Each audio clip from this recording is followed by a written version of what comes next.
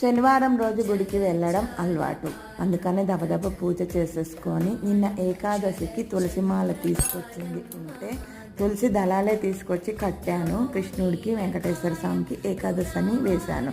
మరి ఈ రోజు మటుకు తులసి దళాలతోటి వెంకటేశ్వర స్వామికి గోవిందనామాలతో అర్చన చేసుకుంటూ తులసి దళాలన్నీ వేశాను. ఈ మాల వచ్చేసి తులసి మాల.